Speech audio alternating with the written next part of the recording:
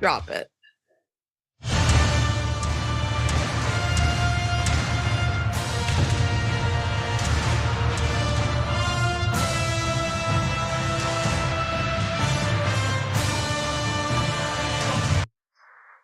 Power panel on the Young Turks, Ray Vana, David Schuster, and Senator Nina Turner. I was so excited when I saw the lineup for tonight. How are you both doing? Doing well, Ray Vana.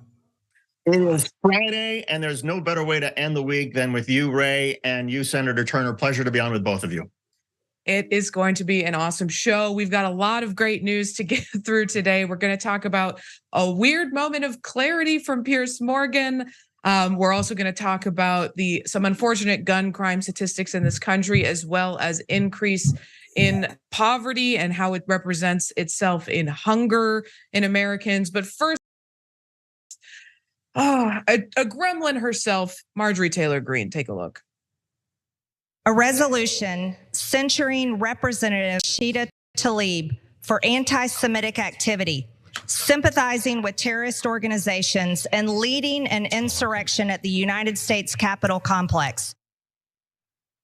Oh, yes, that was Marjorie Taylor Greene, the Jewish space lasers woman herself, accusing excusing Congresswoman Rashida Tlaib of participating in what she referred to as a pro-Hamas insurrection and spreading what Greene referred to as anti-Semitism. Incidentally, Marjorie Taylor Greene herself, an expert in spreading anti-Semitism. Now, she accused Tlaib of leading the group of protesters that gathered on Capitol Hill on October 18th to call for a ceasefire in the Israel-Hamas war. A little bit more on that.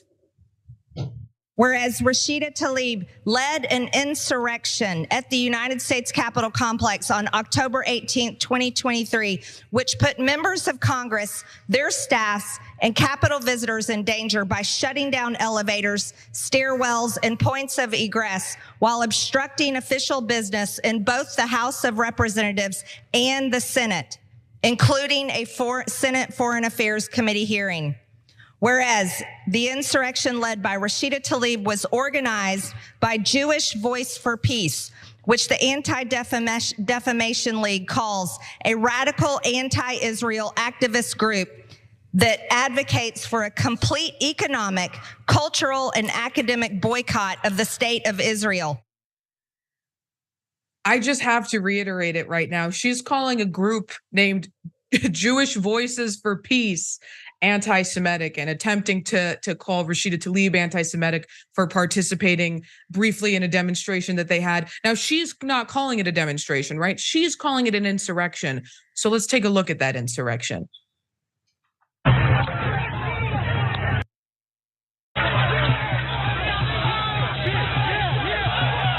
Multiple capital injuries. Multiple capital injuries.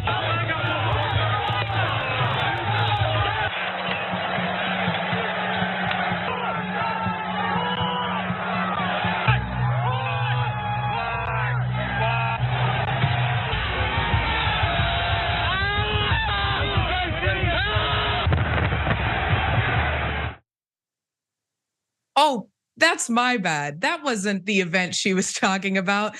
That was a totally different insurrection, which Marjorie Taylor Greene incidentally happened to promote, continues to pretend it wasn't as bad as it was, continues to support the ideology that led to that disgusting amount of violence. But just to get back to the actual event that Marjorie Taylor Greene is using to smear Rashida Tlaib as an anti-Semite, well, let's talk about that protest. From NBC News, hundreds of demonstrators entered the Cannon House office building, causing US Capitol Police to temporarily close access to the building. Capitol Police estimated that they arrested 300 protesters, including 3 people who were charged with assault on a police officer. However, Capitol Police spokesperson said that to the best of their knowledge, everyone went through security and entered the building the proper way. House and Senate office buildings are open to the public, but people must be screened by magnetometers. Now, Rashida joined the protesters and spoke to the crowd, but there's no indication that she was leading them. In fact, the individual who led the group has spoken on MSNBC multiple times now. And the House is going to vote on this resolution next week. And David, there's something so insidious about using this moment and this group of Jewish people calling for peace to cast the only Palestinian American congresswoman as an anti-Semite. Well, it's nice to see that the Republican House is on to those serious matters right off the bat by asking for a censure of Rashida Tlaib. I mean, it's insanity. And the fact of the matter is you can have disagreements with Rashida Tlaib and with those groups and what they're trying to do in terms of the Middle East. You can also have disagreements with the Israeli Netanyahu government and the bombing of Gaza that is underway. But Marjorie Taylor Greene is probably the last person who should be part of any one of these debates on any side, because she has absolutely no credibility. She essentially diminishes the seriousness of these issues when she gets involved.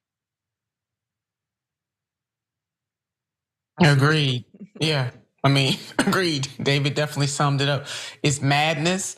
Congresswoman Tlaib wasn't even inside the Capitol. She did give a speech, but it was when they were outside. This was not a insurrection by a long shot. The woman wouldn't know an insurrection if it slapped her in her face, because obviously she is in denial about what happened on January the 6th.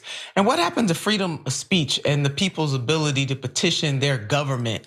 That is what most people went there to do. Now, will you have outliers and during any activity like this? Yeah, sometimes you will, but there was nothing on par with the real insurrection that took place on January the 6th. These people are out of touch. She's using that kind of language deliberately, and just the nerve, as you brought up, Ravana, to call Jewish voices of peace and to label them as far left and radical.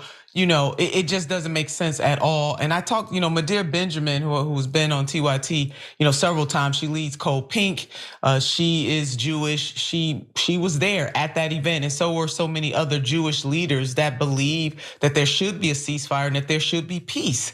I mean, I don't understand what is so scathingly wrong about calling for peace. I mean, riddle me that. I need somebody to help me wrap my mind around that.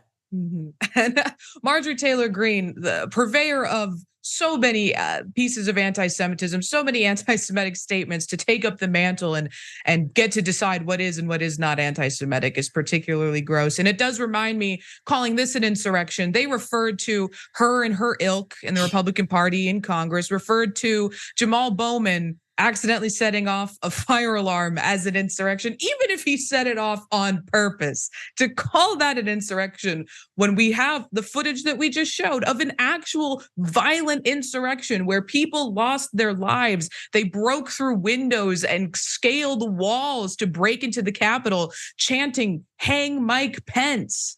I mean, they really wanted to overthrow democracy in our country.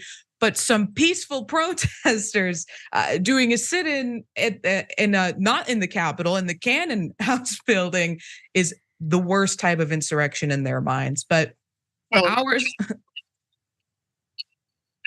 Yeah, friends, all across the spectrum on this issue, and I can tell you that even the people who are the most hard right, conservative, staunch supporters of Israel and want to pulverize Hamas in the Gaza Strip, they don't want Marjorie Taylor Greene defending Israel. They don't want Marjorie Taylor Greene having anything to do with Israel. Marjorie Taylor Greene, in their estimation, should just stay the hell out of it, because that's how much she diminishes any position that she takes. Absolutely. Absolutely. All right, there's a little more on this, because after she introduced her proposal to censure Tlaib, Democratic Representative Becca Balint hit back hard and filed her own resolution to censure Marjorie Greene. So deserved. Every congressperson should be just introducing a motion to censure this woman.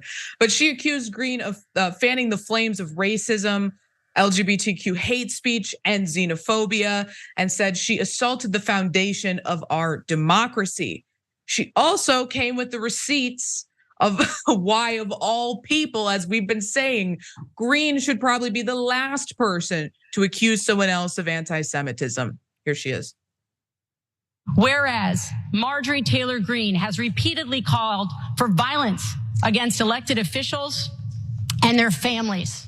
Whereas Marjorie Taylor Greene has repeatedly espoused anti-Semitic rhetoric and conspiracy theories, including through inflammatory evocations of the Holocaust. Whereas on May 20th, 2021, Marjorie Taylor Greene said that the mask mandate in the House of Representatives was akin to Jews being put in trains and taken to gas chambers in Nazi Germany. Whereas on May 25th, 2021, Representative Marjorie Taylor Greene tweeted, quote, vaccinated employees get a vaccination logo, just like the Nazis forced Jewish people to wear a gold star.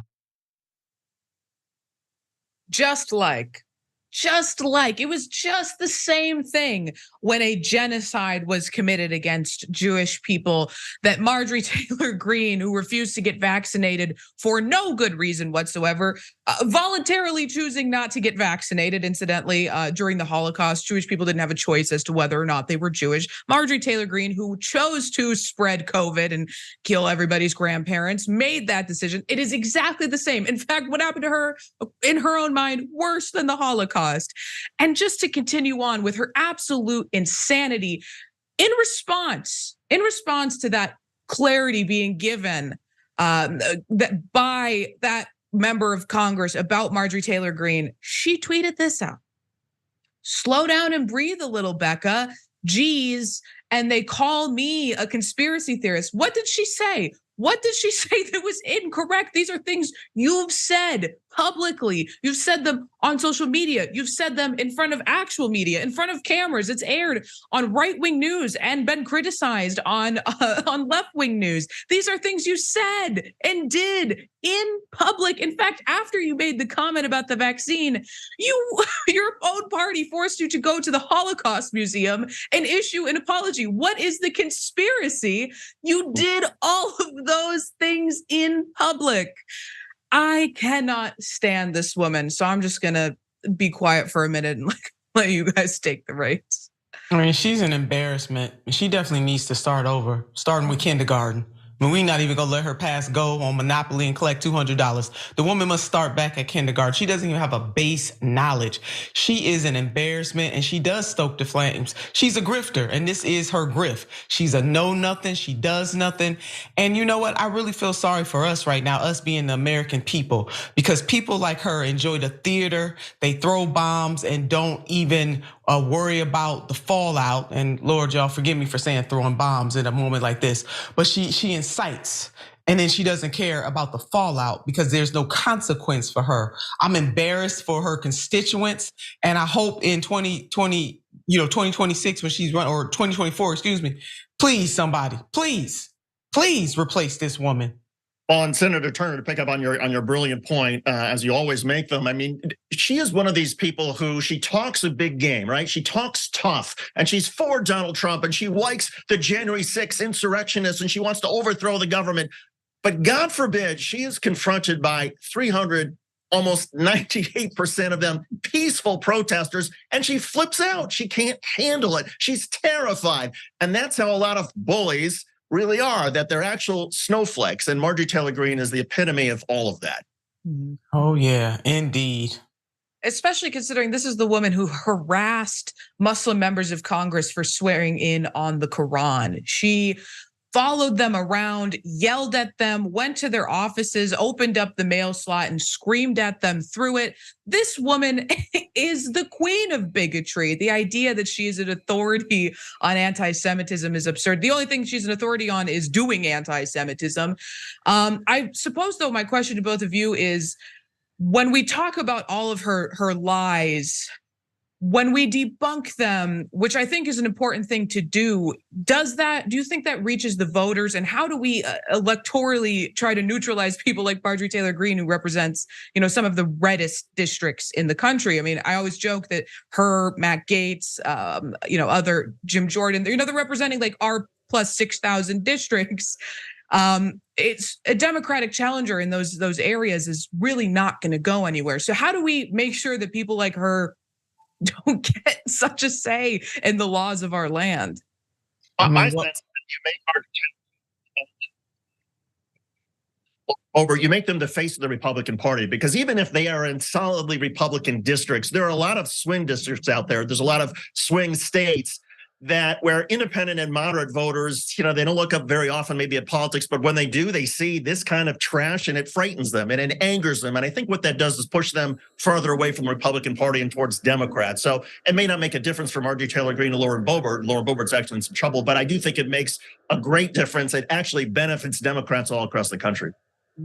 Yeah, overall, I mean, even if I agree with David, even if she cannot, Democrats can't beat her, exposing her and her ilk is vitally important, because you never know when that moment may happen where a more sensible Republican, may even challenge her. So it's not just about the Democrats, it's also the Republican Party is going to have to decide what kind of party it wants to be. Is Marjorie Taylor Greene the face of the Republican Party or otherwise? So I said it's still worth pushing and lifting up and exposing this woman.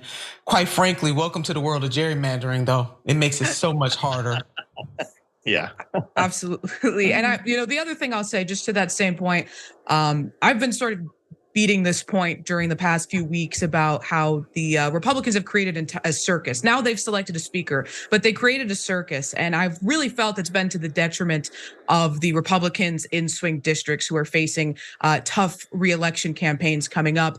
Ellie Stefanik can go on Fox News and wax poetic about how it was actually the smartest thing Republicans have ever done. And their supporters are going to be thrilled by the absolute monstrosity that they've created in the House. I mean, weeks and weeks and weeks of no speaker, not being able to do anything, staring down the barrel of a government shutdown.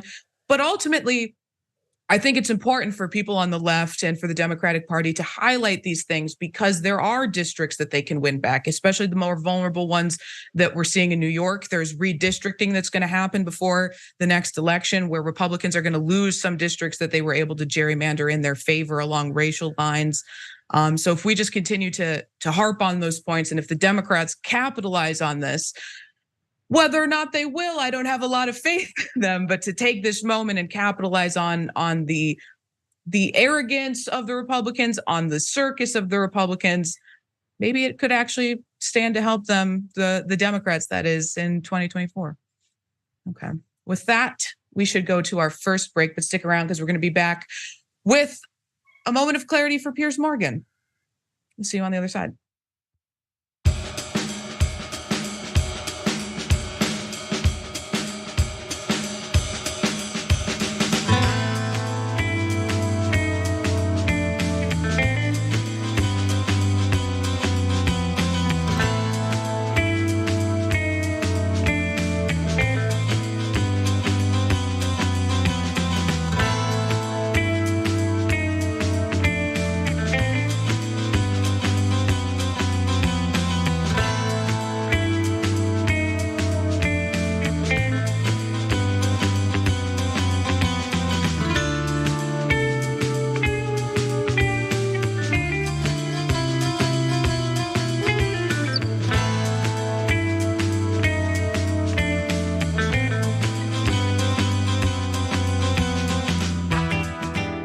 Social break. But before we get to your comments, first, I want to remind all of you, and I'll say after I've been hosting the first hour the past couple of days, I've gotten a lot of really nice messages from members of the TYT community, of the audience.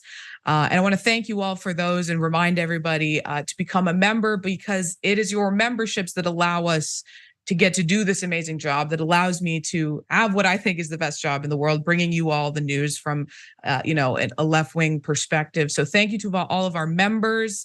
You can always join by clicking the join button or go to tyt.com/join. I did a little slash with my hand. You couldn't see me, but it was cute. And there we go, slash. So /join.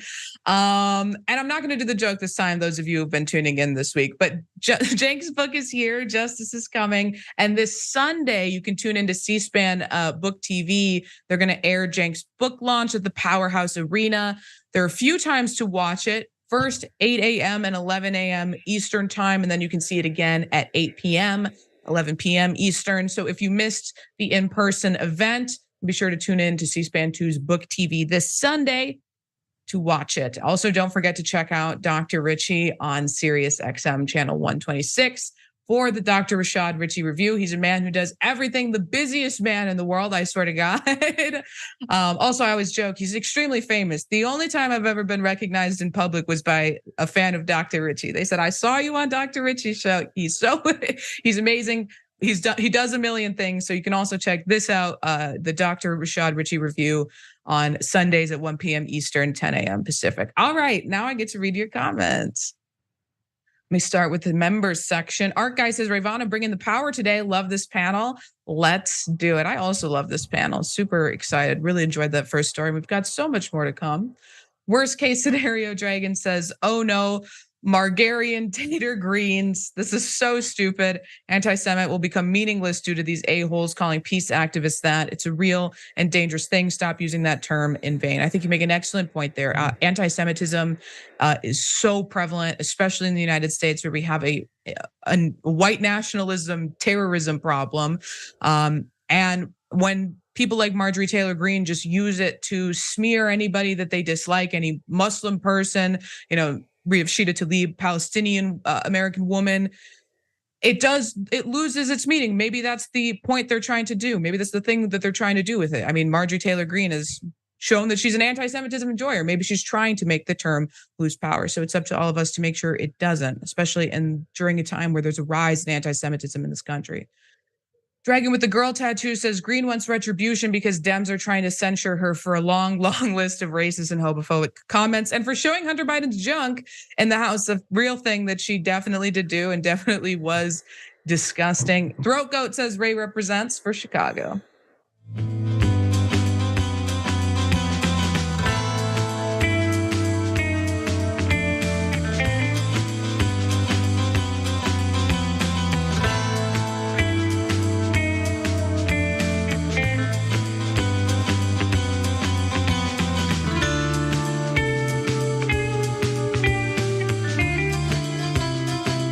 Back on the Young Turks, Ravana, David Schuster, and Senator Nina Turner. Let's jump right into this next story because it's been piquing my interest today. Again, I've been saying this, but a moment of clarity from Piers Morgan. Take a look. You're a country of many freedoms and many regulations. How about regulating guns in the way that you do Kinder Surprise chocolate eggs? Okay. With respect, do forks make people fat? Yeah. Okay. No. Well, they do. They do, don't they? Guns don't kill people. They do. People kill people. Guns also Forks kill people. don't make you fat, Piers. Guns do kill people. Forks don't make you fat. There's not many times I'll agree with Piers Morgan. Incidentally, I think that's actually the second time I've said that on TYT. But still, his stance on gun control is something I absolutely can get behind. One funny thing about that clip that I can't continue on without pointing out is that in order for Jesse Waters' joke to work, his point to play out, it was predicated on Piers Morgan saying forks don't make you fat. But Piers Morgan said, yep, yes, they do. And it just ruined the entire thing he was attempting to set up. But as you saw, Piers Morgan made a guest appearance on Fox News as the Five to react to the tragic news of Wednesday's mass shooting in Maine that killed 18 people and confronted Waters and his co-hosts about the issue of guns in America from a British perspective. My heart goes out to all these families because once again, you're seeing similar imagery of a shooter with one of these semi-automatic rifles, and a lot of lives have been lost, and a lot of people's lives have been ruined, and families are grieving and mourning, and it's heartbreaking. Secondly, as I learned the hard way over the years, Americans don't really take to my accent or somebody called Piers lecturing them about how to lead their lives or about their culture or about their laws. I get that. But you made a point there that in England, we just don't have guns. I mean, hardly anybody has guns, including criminals, right? So I think we've had one mass shooting in like 5 years or something. You've had God knows how many this year alone, and it just goes on. It's kind of Groundhog Day. And there's the old, I don't think actually Einstein ever said this quote about the definition of insanity is doing the same thing over and over again and expecting a different result. But actually, in this case, I would argue, as a friend to Americans, someone that loves the country and loves the people, at some point, you've got to do something more than you're doing. And I wouldn't use the word control. I think that's part of the problem with this whole debate. He said, God knows how many shootings this year alone. God and TOIT, because we're going to bring those stats to you in just a minute. But first, Piers Morgan continued to explain why this shouldn't be a debate about gun control, moreover, a conversation on gun safety. When Americans hear the word control, they think instinctively federal government control, and it alienates any chance of any compromise. Gun safety is the way this should be debated. How do you make it safer? How do you stop these loopholes, these guys slipping through the net? I mean, it's obviously a catastrophic failure. In Maine, they have yellow flags, not red flags. Why? Why don't you just have a red flag system all over the country? You have 400 million plus guns in circulation. 1 million new guns are sold every month in America. This problem's going to get worse, not better. And at some point, as your friend, as the great ally, I simply say, you've got to do something more to stop this. You can't keep having the Groundhog Day of these people with these semi-automatic rifles going into civilian areas and gunning people to pieces. Now, I disagree with him on the idea that if we simply change the rhetoric from gun control to gun safety, that gun nuts in America are going to be more receptive to having that conversation. But the crux of his argument is correct. And now let's talk about some of the numbers of gun violence in America. This is just from this year. The total number of gun violence deaths is 35,389. That's 15,589 homicides and 19,800 suicides. And I'll talk for a second about the mass shootings. But first, I have to say, because conservatives love to bring up, well, most of the gun violence in this country, most of the death by gun violence in this country is suicides, to which I would reply, and I care just as much about people who are dying by suicide as I do people who are being shot in the street. People who attempt suicide are significantly less likely to die if they don't have access to a gun. So gun safety regulation would significantly decrease the number of people dying by suicide. I think that's a good thing. Republicans think that's a got you argument. I think that is the argument. Of course, we want less people dying by suicide, just like we want less kids dying by mass shootings in their schools. We want less people at bowling alleys being shot to death. We want less people at grocery stores being shot to death. We want less people in gay clubs being shot to death. In that same vein, we want less people to take their own lives. But with that, a little more on the mass shooting numbers. Again, just this year alone, there have been 566 mass shootings. 32 of those were mass murders of at least 4 people, excluding the offender. And according to a study done by Everytown Research, in states where elected officials have taken action to pass gun safety laws, wouldn't you know it, fewer people die of gun violence. Here's a look at that chart. It's sorted by gun law strength. So these are the states with the highest or the strongest, gun laws in this country. So according to the data, a state like California has the strictest gun laws in the country and has the 8th lowest rate of gun deaths and the 6th lowest rate of gun ownership. Now let's take a look, not at the successes of our gun laws, but at the failures, our nation's failures as it pertains to regulating guns and gun violence. So you see states like Mississippi have the weakest gun laws, like the recent repeal of the requirement to get a permit to carry a concealed handgun. They also have the single worst rate of gun deaths and the highest rate of gun homicides in the country. So anytime you hear a conservative say gun control doesn't work, gun safety regulations don't work, this chart is evidence alone that it absolutely does work. The 14 states that have failed to put basic protections into place, we called them national failures on our scale, have nearly triple the rate of gun deaths as the 8 national gun safety leaders. This was what Piers was getting at. But obviously, Jesse Waters didn't want to hear it and said the British were actually to blame for our guns? Respectfully. Of course. We have these guns because of you. Because of your country. I know. Because of your king. I know. And we haven't had that problem with the king since then. I know. With respect, as your friend. Respectfully, here's my response. I cannot buy in the United States of America a Kinder Surprise chocolate egg. They're banned. They're banned on safety grounds because the little toys inside them might choke people.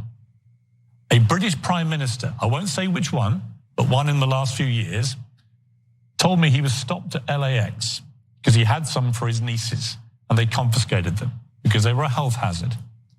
Now, I simply say, you're a country of many freedoms and many regulations. How about regulating guns in the way that you do Kinder Surprise chocolate eggs? Wouldn't that be a dream to have even the slightest national regulations around guns, a little more than what we have now, which is essentially nothing. And Senator Turner, to hear him use the excuse, well, we have guns because of the British, a nation that has almost no gun violence, almost no mass shootings because they have really strong gun regulations.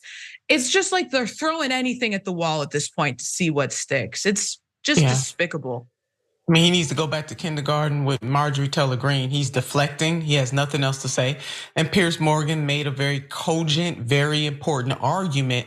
It made me think about Michael Moore, one of Michael Moore's films, Bowling for Columbine. We know the Columbine mass shooting, I believe it was in 1999. I think his film came out in 2002, where he analyzed the causes of that mass shooting, but also just the overproliferation of guns in the United States of America compared to other countries.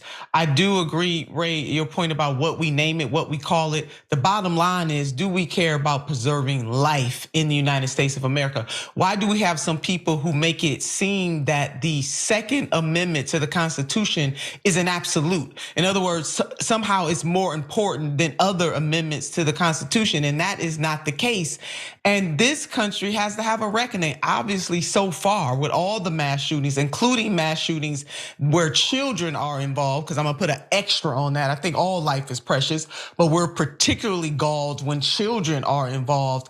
If those kinds of shootings don't move policymakers in this country, do not move the masses of American people in this country, then we have a deeper seated problem than just changing gun laws. We all need some help.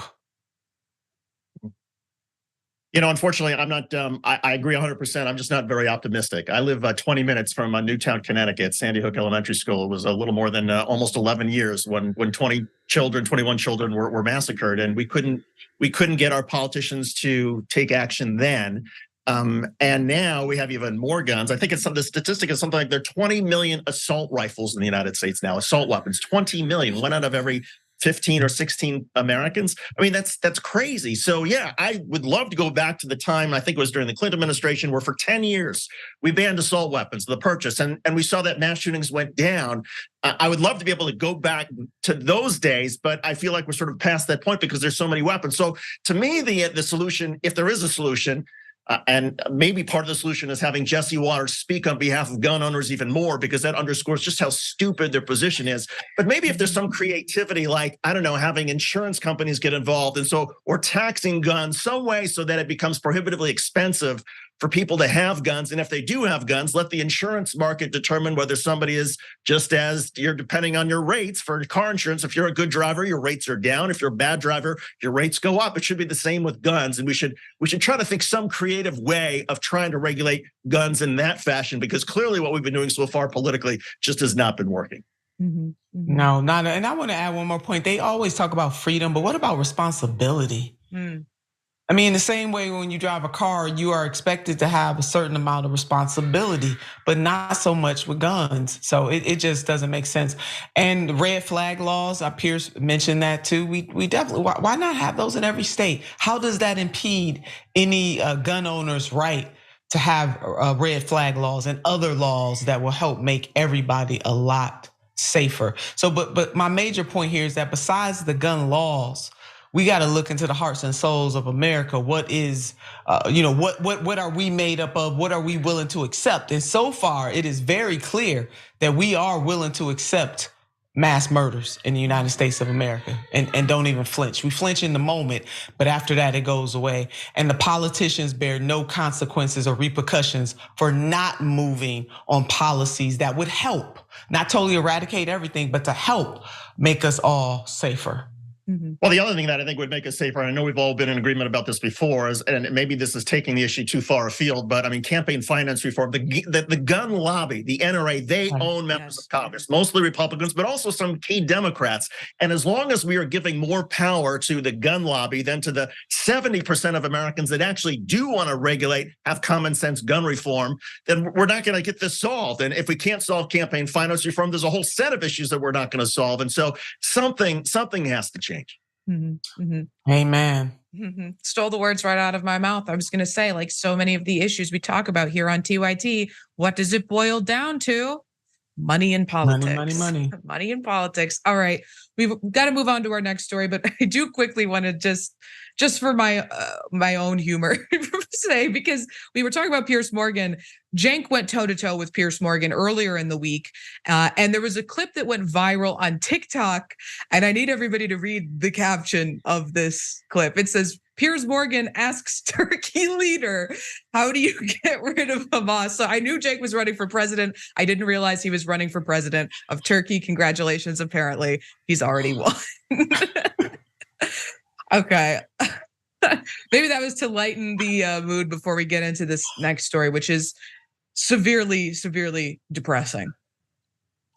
A new report from the Department of Agriculture shows that an estimated 17 million households reported having problems finding enough food in 2022, a sharp jump from 2021 when boosted government aid helped ease the pandemic-induced economic shutdown. Wouldn't you know it, we gave people more money, more resources, and they didn't go and spend it on an Xbox, and they didn't go and spend it on drugs. They spent it on food that they needed for their family, on resources that they needed for their family. And now that we've taken away some of that aid that we boosted during the pandemic, and I mean, we, and I say we, I mean the government, I mean Congress, people are suffering at a higher rate than they were during that time. And AP News reported that using a representative survey sample of roughly 32,000 American households, the report said 12.8% or 17 million households reported occasional problems affording enough food in 2022, up from 10.2%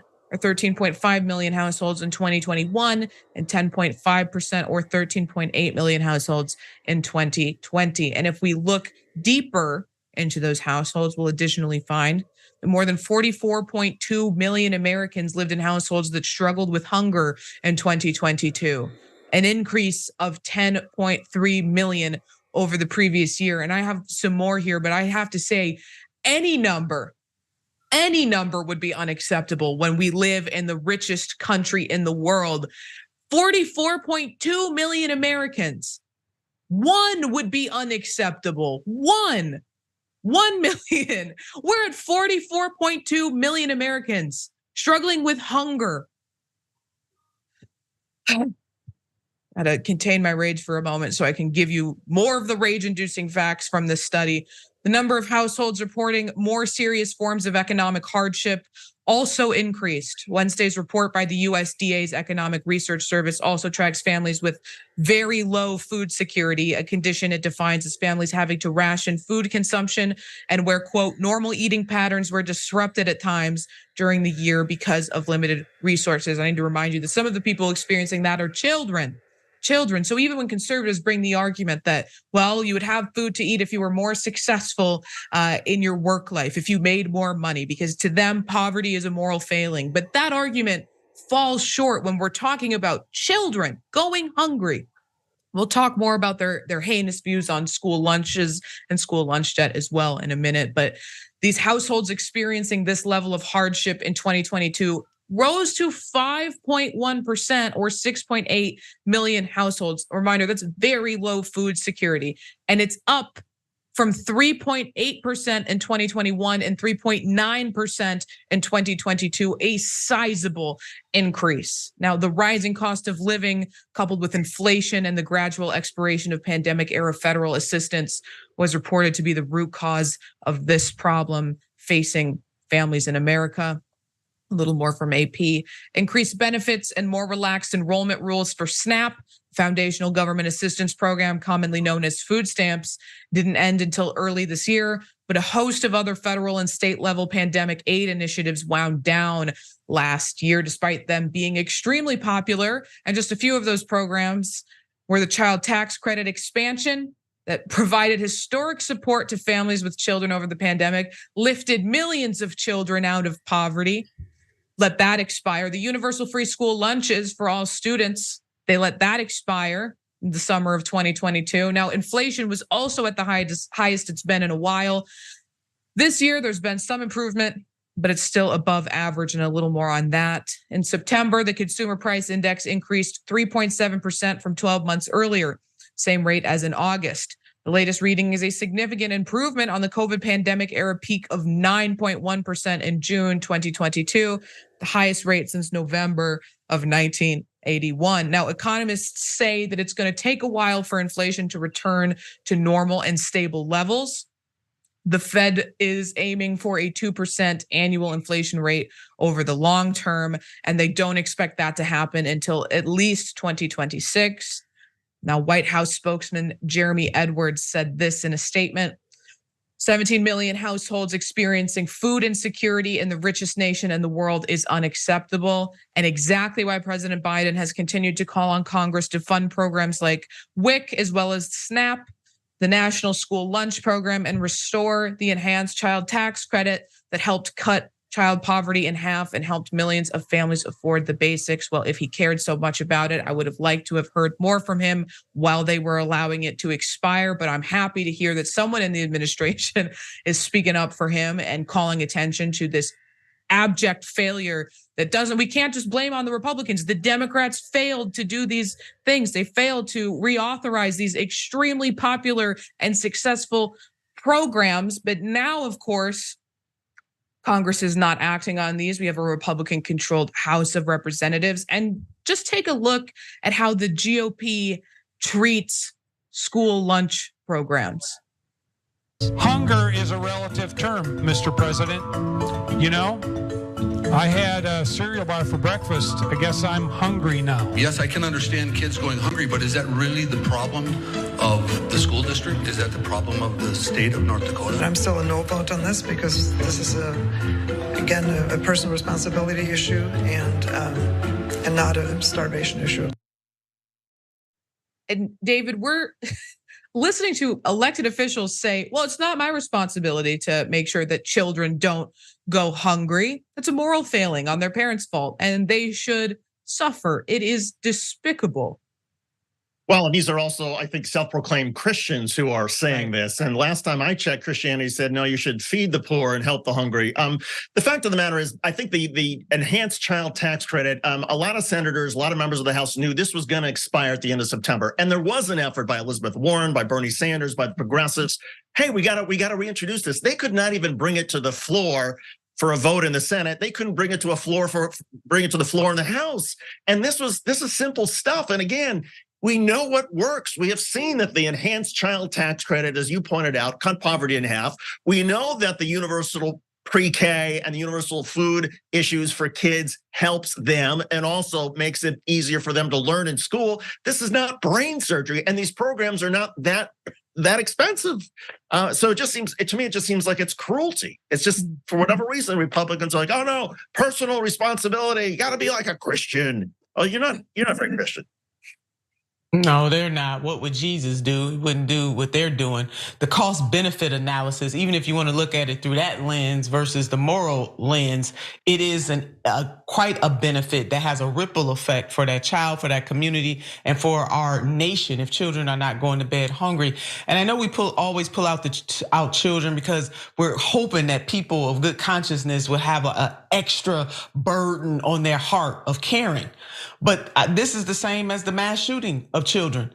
Not caring that millions of children go to bed either underfed or just plain out, flat out hungry, undernourished or not nourished at all, doesn't move the needle. But you know what? If we declare war on it, it would get funded. That's what we need to do. We need to put it in the war category. You know, the US Treasury Secretary with a bold face about 2 weeks ago said, oh yeah, we can afford 2 wars.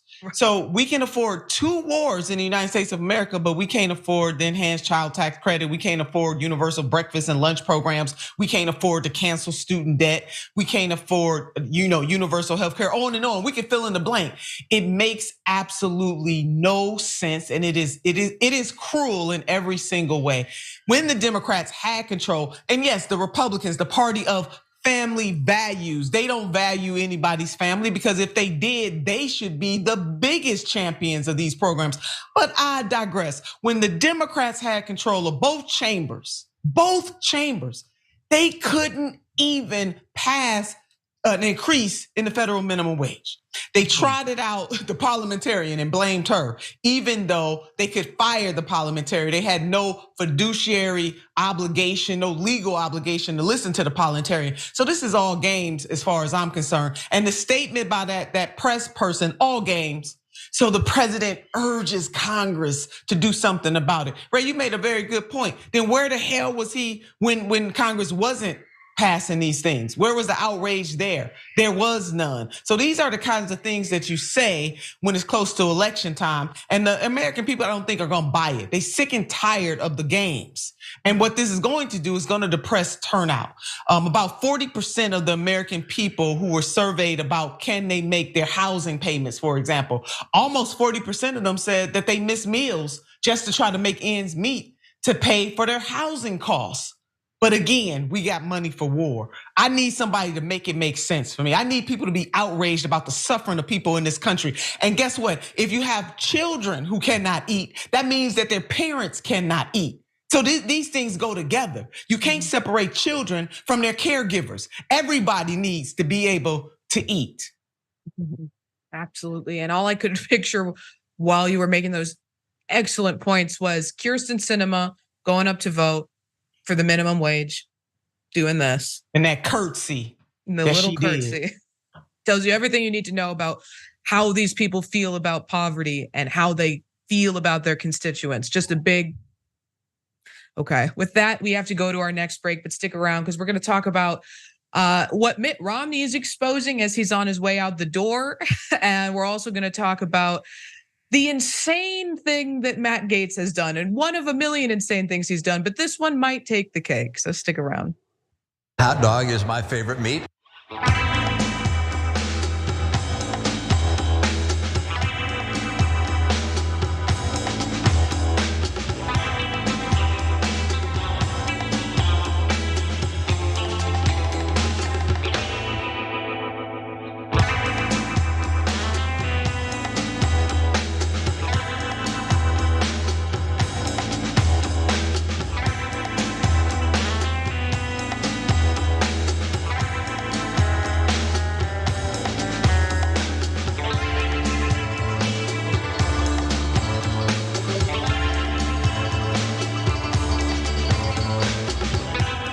Social break on the Young Turks. I got to start with this one because it's put such a smile on my face. Dragging with the girl tattoo said, "Fork you, Jesse." Oh, that is fantastic. All right, let me go to Twitch because I didn't get to you all last time. YTP renewed, thank you for resubbing, says this is a microcosm of conservative hypocrisy on anti-Semitism. Sort of audience conservatism attracts votes for Trump, who makes all kinds of anti-Semitic remarks. Conservatism and anti-Semitism are joined at the hip.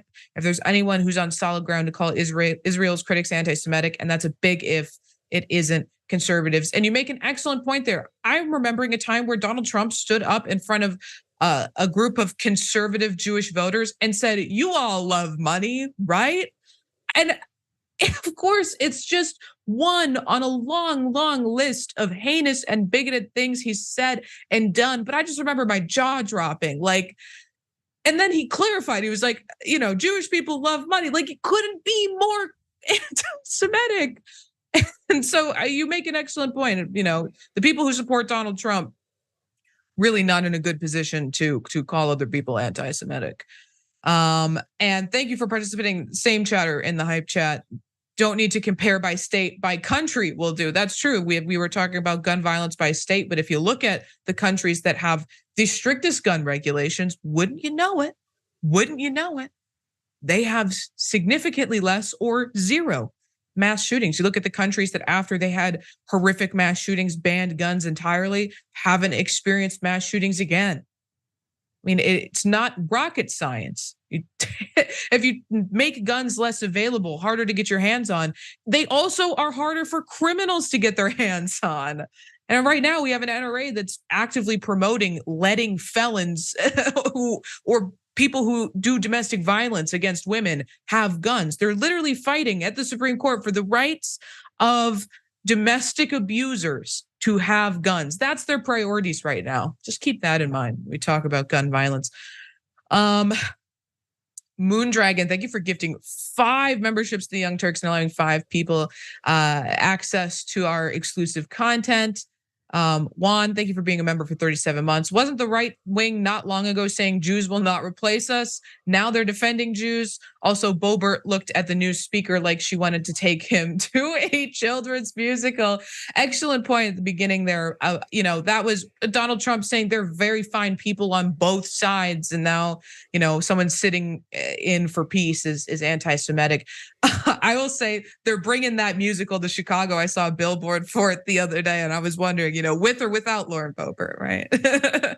Lydia says someone should make a commercial about these heartless self-proclaimed Christians about the Child Care Act. I actually have a friend who makes political ads who did one in Colorado that was very cutting, so much so that the Republicans there got it banned off the airwaves. Rock With Me says, love this power panel, and so do I.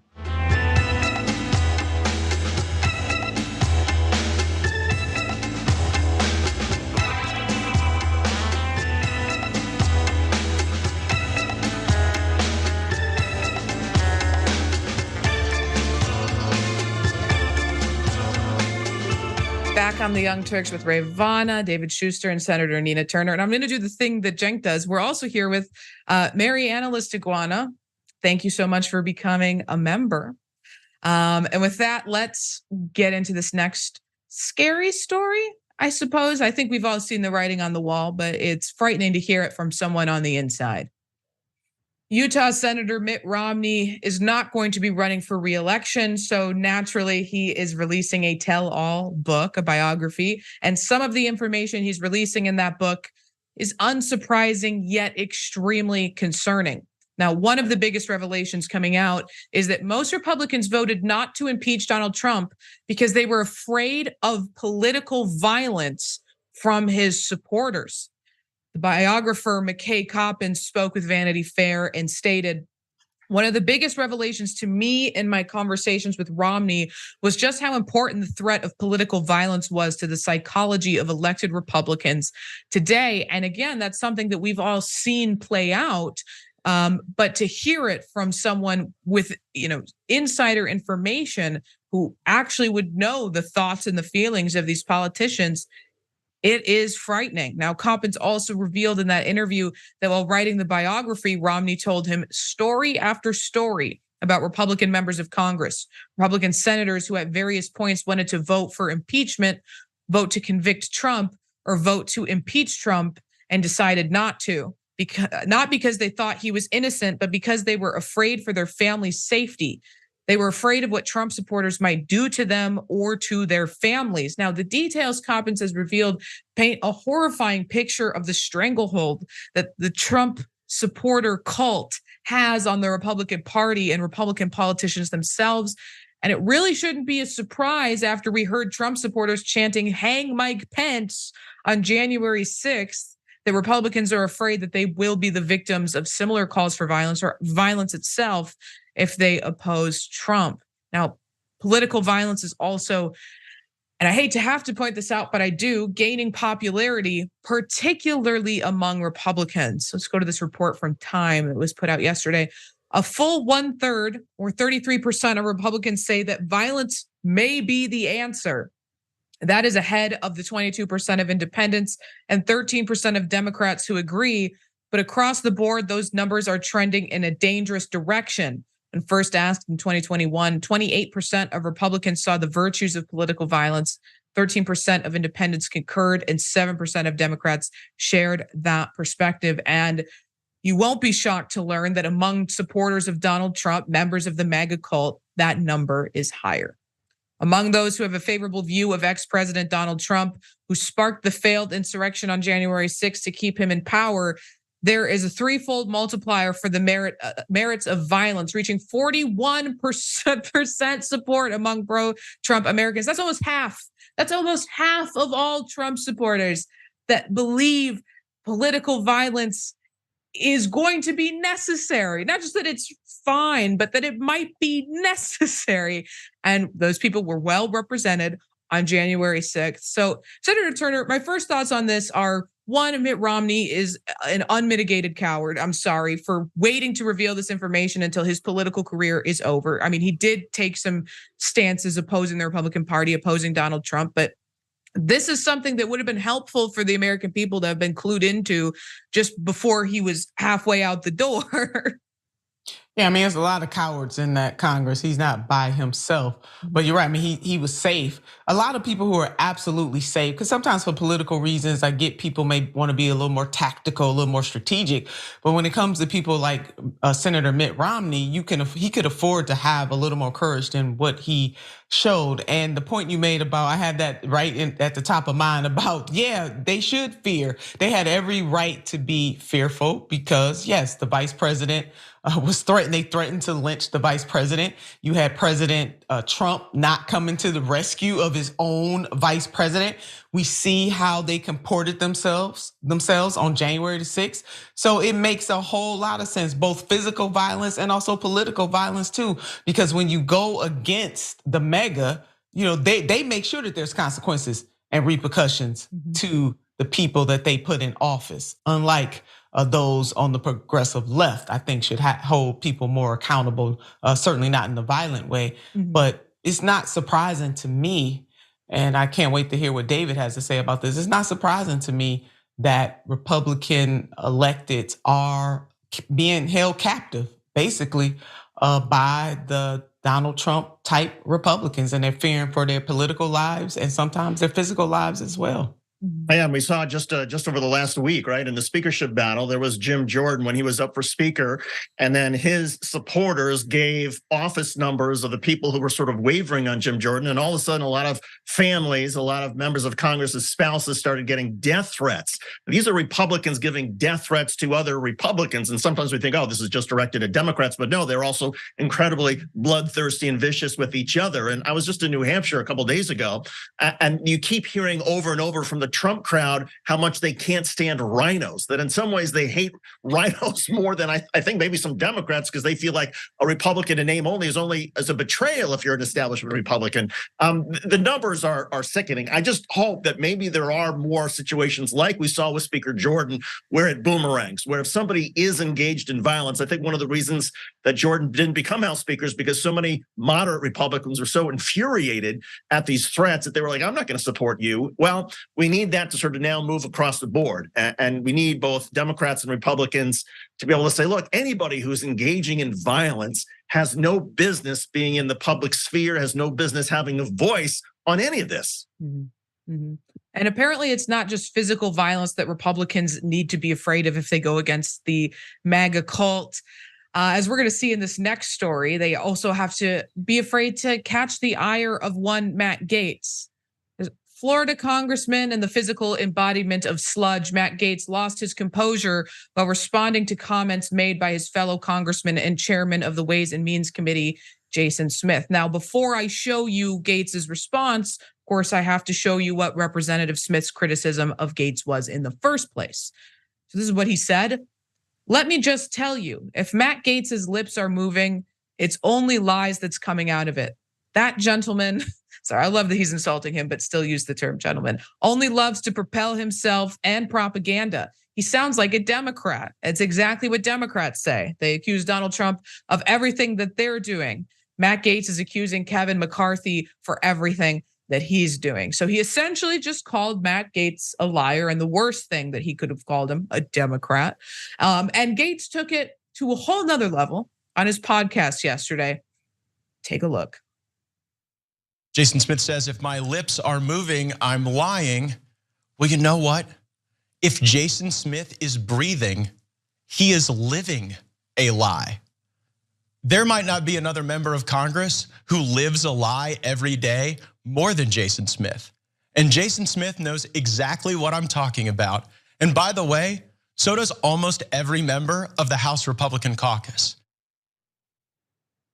Now, if you're thinking, did Matt Gaetz just heavily imply that Jason Smith is gay? The answer to your question is, oh yes, he absolutely did. But wait, there's more. There's a good deal of projection in Jason Smith calling me a liar when it's Jason Smith who literally has to live a lie. And I honestly pity him for that because, it wouldn't be something that I wouldn't live that way. I'll just put it that way. So Jason, I would check yourself before you come at me with any accusations of being dishonest about what I say when you're dishonest about how you live and what you do. David, I'm going to throw it to you in a second, but first I have to point out that Matt Gaetz said he wouldn't live his life like that, being gay. But Matt Gaetz, if you all remember, has been accused of statutory raping underage girls and sex trafficking minors, which apparently in Matt Gaetz's world is better than being gay. Sure, Matt Gaetz should be speaking out about sexual identity or sexual gender, anything like that. The problem that I feel with all of this is on the Republican side, there are people who love Donald Trump, trashing people who love Matt Gaetz doing just this because they are homophobic. They want Republicans to speak out and pull no punches. And they see Matt Gaetz seeming to have a good time and enjoying the fact that he might be outing somebody's private life. And Republicans are cheering him on. And I think that's the main difference between Democrats and Republicans. I think Democrats would be horrified if there was a Democratic member who responded to another lawmaker like this. But there's a large segment of the Republican Party who feels, oh yeah, Matt Gaetz is being honest. He's being authentic. That's what we need. We need more of that. And it diminishes all of our politics. It coarsens our national discourse. And again, it just adds to the circus that I think Americans are tired of. And they getting paid for this. Right. Really? I mean, they just need to go ahead and start a reality TV show. Just go on and give up Congress. Stop playing games. Because these are reality TV show folks right here. This is what they auditioning for. And leave governing to people who really want to try to help solve problems and change material conditions for people in this country. This is a joke. It's embarrassing, it's asinine. And David is right. He'll be fully rewarded for this nonsense. I'll say the American people will lose, right? I mean, because Congress is going to spend so much time focusing on these personal battles between two Republicans. And what about all the legislation that needs to be passed over the next couple of weeks? Keep the government funding, deal with things like what we were talking about earlier, the enhanced child tax credit, all of these things that actually have an impact on the American people. And Republicans are obsessed with who's speaking out about whom and who's criticizing somebody else, and they can't handle criticism from one of their own members. And as a result, they eat up all of the oxygen in the room, and there's none left to try to drag Republicans over and say, hey, what about this legislation? Oh, we can't be bothered with that. We're too busy following Matt Gaetz. Really? That's right. It is severely depressing to think that it is one of the worst things you could be as a member of the Republican Party is gay. You have to conceal that. That's something that you have to hide. And I have no love for Jason Smith, but it is sad to see this weaponized against him, especially if he maybe felt comfortable revealing that to members of the Republican caucus in the House, to have that weaponized against him. And it's, as both of you pointed out, underscored by the fact that this is this is someone who should be legislating. This is someone who's an elected official in the United States government who, instead of passing, important bills, and it reminds me of the fact that his issues with Kevin McCarthy, he was first his ouster and now an outer, but his issues were not on policy. They were not political. They were personal. David, I remember on the damage report, you were highlighting the fact that it was an issue of. One of the issues was that Kevin McCarthy wouldn't, because also he couldn't, squash the ethics investigation into Matt Gaetz. It wasn't a policy issue. There is not a world of difference on the policy side of things between someone like Kevin McCarthy and someone like Matt Gaetz, or even someone like Jason Smith and someone like Matt Gaetz. It's all personal battles. And it's all about how thin-skinned they are too, because again, whether it's Marjorie Taylor Greene or Matt Gaetz, they like to talk a tough game, but the very moment somebody criticizes them or insults them, all of a sudden they're like, oh, I've got to fight back, as if it's the worst thing in the world that somebody actually criticized a member of Congress. Really, you should be criticized all the time. But these people have glass jaws. They can't handle a punch. And as a result, they just erupt and they lose their minds. And that's a huge problem. When you've got members of Congress that cannot stay disciplined and focused on doing the job the American people sent you there to do, and instead you're, as Senator Turner pointed out, you're engaging in these bizarre reality TV shows, it's only hurting all of the rest of us.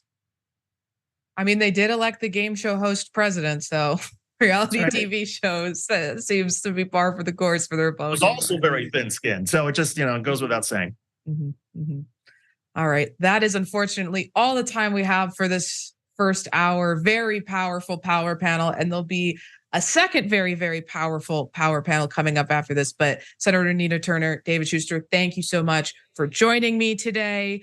And stick around, everybody, because we're going to get even more power after this.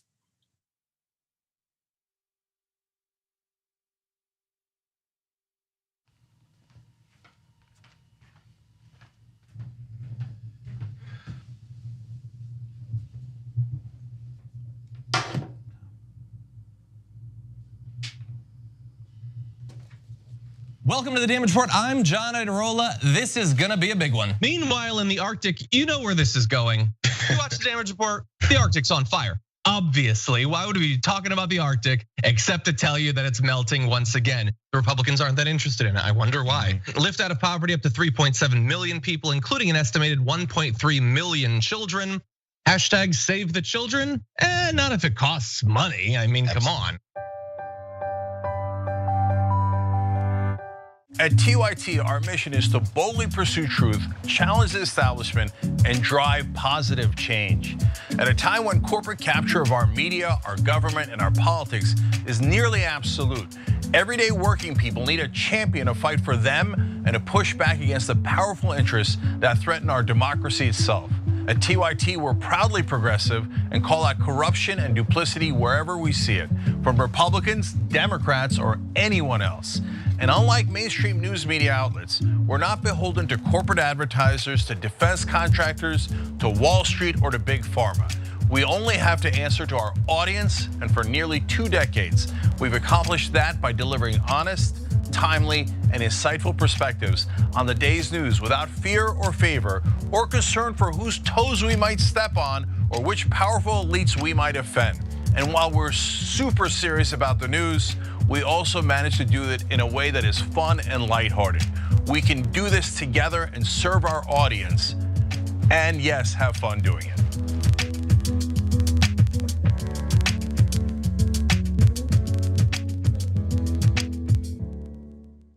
Indisputable is still the fastest growing news show in America compared to CNN, Fox News, and 30 other networks. We tell the truth on Indisputable because the truth is indisputable. We go places that other news media outlets refuse to go. When there were human rights abuses happening at the Victorville prison, guards and members of the community contacted us. You, through your investigative reporting, unearthed very troubling allegations about specific forms of abuse and discrimination in the federal prison system. It really doesn't take much to be a trusted voice. All it takes is to be fearless, report on matters, be an advocate. I called it the bullpen intentionally because it's a place of preparation. We present individuals who may have an opposing view, so we debate. Sometimes we interview individuals because their stories deserve to be heard.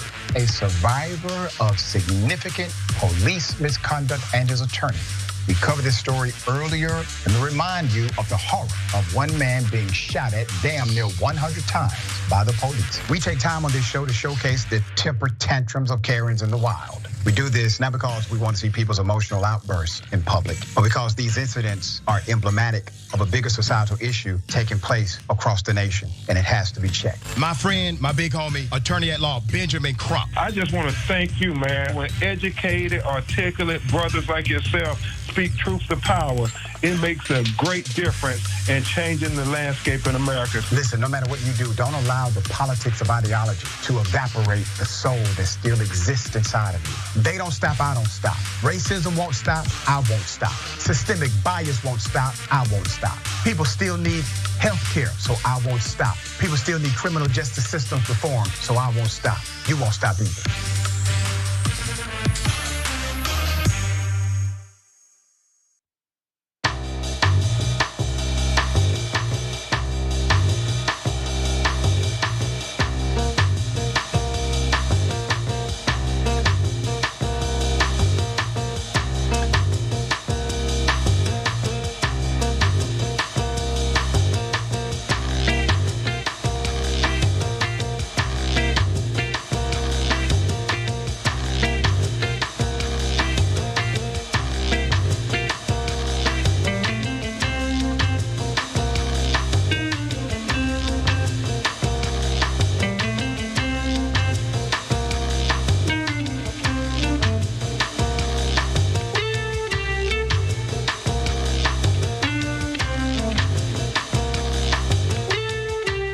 It's a big news day, so let's drop it.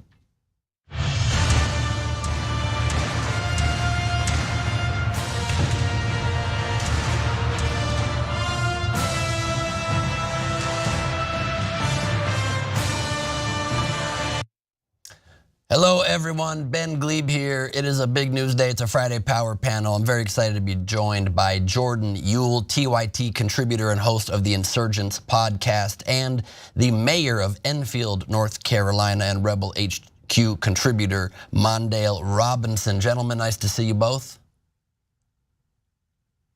Thanks. Absolutely, absolutely. I didn't hear Mondale say anything, but maybe you don't want to say anything at this point, yeah? I always want to say something, Ben. How are you, brother? I'm doing pretty good. It's good to see you. It's good to see you both. Let's get right into it because we got a lot to cover. There's breaking news happening right now. Israeli air and ground forces are stepping up operations in the Gaza Strip. Israel's chief military spokesperson has reported. Israeli military spokesman Rear Admiral Daniel Hagari said ground forces were expanding their activity Friday evening in Gaza and acting with great force to achieve the objectives of the war. Israel says it strikes targets that Hamas fighters and infrastructure the militants operate from among civilians, putting them in danger. Hagari also said the Air Force was conducting extensive strikes on Hamas tunnels, which are extensive all the way through the Gaza Strip. Earlier on Friday, Palestinian mobile phone service provider Jawal said that services including phone and internet had been cut by heavy bombardment. Israel has amassed hundreds of thousands of troops along the border with Gaza ahead of an expected ground offensive. Earlier Friday, the military said ground forces conducted their second hours-long incursion inside Gaza in as many days, striking dozens of military targets over the past 24 hours. Defense Minister Yoav Gallant told a small group of foreign reporters that Israel expects a long and difficult ground offensive into Gaza soon. Quote, "It will take a long time to dismantle Hamas's vast network of tunnels." Israel has said it has been preparing a ground invasion, but has been urged by the US and Arab countries to delay an operation that would multiply the number of civilian casualties in the densely populated coastal strip and might ignite a wider conflict. That followed a shock attack by hundreds of Hamas gunmen, of course, who committed a terrorist attack rampaging through Israeli communities close to the Gaza Strip, killing 1,400 people and dragging more than 200 into captivity. Among those hostages dragged by the Hamas terrorists into Gaza are very elderly people, women, and very young children. Tactics never done, of course, in legitimate acts of war and constitute war crimes. And of course, horrifically, the slaughter, rape, burning alive, and according to Colonel Chaim Weisberg, whose job it is to identify the bodies of victims of Israel's worst massacre, this is very graphic, cutting a pregnant woman's fetus out of her while she was still alive, then killing her, along with more gruesome atrocities of over 1,400 Israelis, as I mentioned, constituting war crimes of the most depraved kind. Quoting an article from the Daily Mail, Weisberg said he had, quote, "seen babies with their heads chopped off, soldiers and civilians whose genitals had been cut off, as well as women who were raped. They filed a pregnant woman. A terrorist arrives, he disembowels her, takes out the fetus, and in front of her he comes out and massacres the baby before killing her. Everything is filmed. Babies whose heads were decapitated, soldiers whose genitals were cut off, small and elderly women were raped. Weisberg added, the Shura military base near Tel Aviv has been turned into a huge morgue where the Israeli Defense Force, Rabbinate Corps, and volunteers are working to identify the mutilated bodies they are pulling out of a countless stream of body bags. Quote, we are in an abnormal situation, and that is why it is taking so much time to identify the bodies, Weisberg told the Jewish Insider.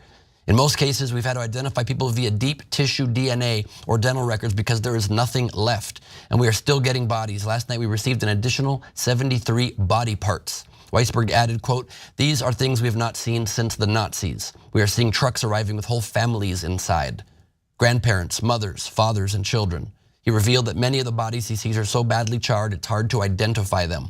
Weisberg revealed it was only after a CT scan it was revealed one charred body was in fact a mother holding her baby in a tight embrace. As reported by CBS News, 43 minutes of these graphic videos and photos were shown to journalists from around the world. The IDF said it compiled the images from militants' own body cameras. This was live streamed by Hamas in many instances, victims' dash cams and cell phones and security cameras. I personally have seen some of these videos, and they are the most horrific things I've ever seen in my life. Hamas, backed by Israel's main regional enemy, Iran, has had years to prepare its defenses. Over the years, Israel has uncovered a sophisticated network of tunnels, and Hamas has fired missiles at Israel since launching the October 7 attack. A ground invasion is expected to cause even higher casualties as Israeli forces and Hamas battle in dense residential areas.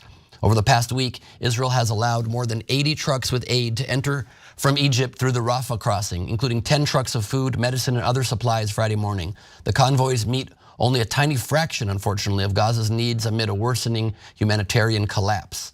So those are some of the most immediate facts, more unfolding facts in a moment, but I would like to open it first to my co-anchors here today for their thoughts. I'd love to go first to Jordan for your reactions.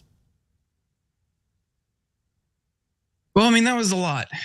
And, you know, I see a lot of the viewers upset by the framing. I mean, I think when we're talking about an invasion, we, of course, acknowledge the atrocities Hamas committed. But since then, over the past few weeks, 7,000 people have been killed at least, including 3,000 children. Just as we're all upset by what Hamas did, I would urge everybody to also be upset for innocent civilians in Gaza who are being killed, who've had their communications blacked out, who, as of reportedly within this last hour, are now being subject to yet another white phosphorus attack. With Al-Shifa Hospital, the largest hospital in Gaza, potentially being the next target, which is currently holding 50 to 60,000 people who are already displaced and in an area that they were told to go to. That has the makings of an atrocity. I cannot stress enough how we have to center the humanity in all of our discussions here. And while I'm upset and I'm frustrated, and I see why everybody, you know, defends and tries to justify their worldview. I mean, this is just heinous across the board. I cannot stress enough how we have to center the humanity in all of this. 100%, and thank you for bringing that perspective as well. Obviously, the numbers of innocent civilians in Gaza, the Palestinians who have been killed, is an atrocious number. It's a terrible number, and such, unfortunately, is the cost of war so often, far too often in this world, 100%. I would like to just point out that reports of white phosphorus are unconfirmed. That is speculation as far as white phosphorus being used. And I just want to also just bring up for discussion before we go to you, Mondale, that I'm also a bit cautious of framing when we're talking about what targets might be next. There are so many current atrocities that have happened and are currently going on that I don't think the focus necessarily should also be on what may or may not be happening in the future. Israel was already blamed for a hospital attack that it did not do last week.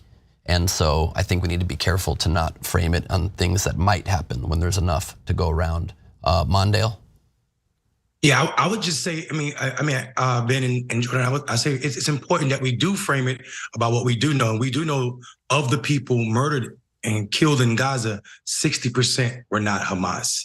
And we gotta acknowledge that the war is between Hamas and Israel, not Palestinians. And I think the world is doing a horrible job of explaining to people that Hamas is not all of the people in Gaza. I would say they are a small fraction of folk that probably don't even agree with some of the tactics or most of the tactics of Hamas. And we should go further and say that while it is extremely horrible what's happened to the Israeli folk that were kidnapped and murdered for nothing, it is also important to say the same is true about across that block area and that strip of land. So when we hear about these ideas, and while we don't know if that attack on the hospital was not Israel or not, we don't know what's going to happen now because there's no communication.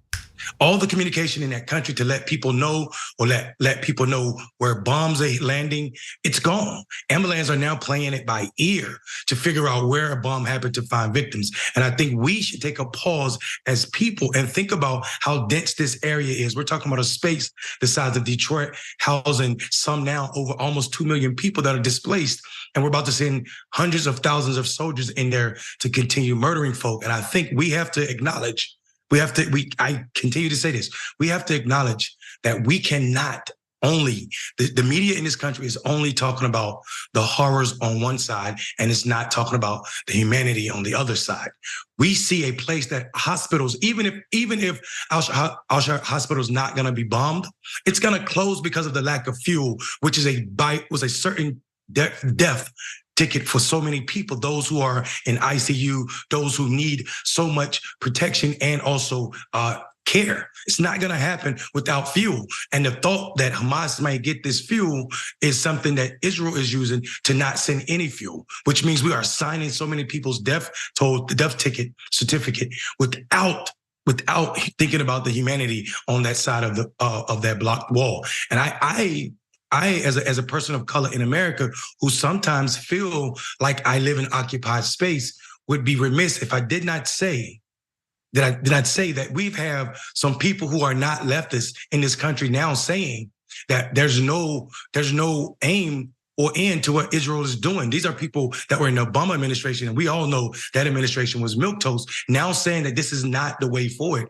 We do not need a ground war in Palestine, in Gaza right now, as we try to understand what's happening to this civilian population that has been bombed constantly. I mean, we dropped more bombs. We didn't. There's been more bombs dropped in Gaza over the past 2 weeks than we did in Afghanistan in an entire year. And keep in mind, the space of Afghanistan is way larger than what Gaza represents. And there were far citizens, the population, the density was so much less. And I think if we're not talking about people and naming it by names, i.e. Palestinians, and not saying Hamas, we're forgetting people's lives. And that to me is a cruel mistake on our part. Yeah, you make some interesting points there. I guess what I'm curious to hear your guys' thoughts on in reply is that what is Israel supposed to do? Because I disagree and I take issue with you saying that the media is not reporting the horrible numbers of casualties of innocents in Gaza. I think that's the majority of what I've been seeing covered. And on social media, I'm seeing a wave of anti-Semitism spring up because of the actions of the Israeli government, a government that I do not typically agree with and that definitely, I think, overreact oftentimes to terrorist attacks coming their way, but they are also terrorist attacks, and I see that being forgotten, and instead people blaming an entire people. And also, while you said we don't need a war in Gaza right now, Mondale. Of course, we don't need a war. Nobody needs a war except perhaps the Israeli population that just suffered 15 9/11, something per capita the size of 15 9/11s all in one day, if you take into account population size. And what are they supposed to do? How are they supposed to defend themselves when the world community, only when it comes to Israel, says, wait a minute, stop. You don't have the right to defend yourself like every other nation does. We're all three of us in America that responded to 9/11 by killing hundreds of thousands of innocent Iraqis, which wasn't even the country that attacked us. Not to excuse that, that was horrible. That was horrendous, that was inexcusable. But we as Americans, didn't say, wait a minute, stop, we don't have the right to go after the people who did go after them. Because in all fairness, yes, it is horrible that reported numbers are 60% of the people killed are innocent civilians in Gaza, but that is what happens in war, especially when the terrorist organization that runs that land, that is the official government of the Gaza Strip and of all Palestinians there, put their munitions, put their weapons, put their bases next to hospitals. This is not theory, this is not rumor. Anderson Cooper just reported on that live on CNN earlier when he himself was in Gaza years ago during another war there after Israel was attacked again, and saw missiles being launched from directly across the street from an apartment complex, and they move them around so they don't know exactly where they are. How is the country of Israel supposed to protect itself from annihilation? Where's the balance in that side of it? Because every time that I see Jewish people calling for the eradication of the terrorists who killed them, they always are careful to couch it with, and let's be sure we protect innocent life wherever possible. And we feel so horrible for the loss of innocent life. Whereas on the other side, too often, I'm not hearing that at all. I'm instead too often hearing death to the Jews. Or there was a protest in the West Bank just yesterday where they were chanting, if you have a rifle, kill a Jew or give it to Hamas. And people en masse chanting that. Or even the more moderate Palestinian Authority that pays payments to terrorists for killing Israelis. And so how do you square that circle? Yeah, I think for me, I would say I'll start I'll start this where I ended, in that we need to recognize humanity everywhere, and the answers to terrorist attacks is not something that mimics that. We should absolutely spit down any anti-Semitism that happens, not just in times of conflict, but ever.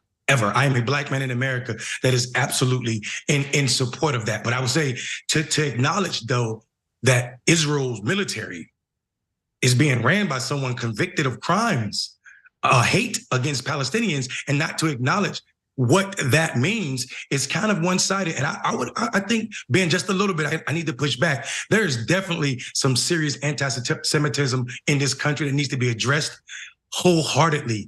I would also say that the mainstream media has not been overwhelmingly covering the Palestinian numbers. I think the pushback we saw from American media is that CNN has an entire team in Israel right now, and that is not duplicated in the Gaza Strip.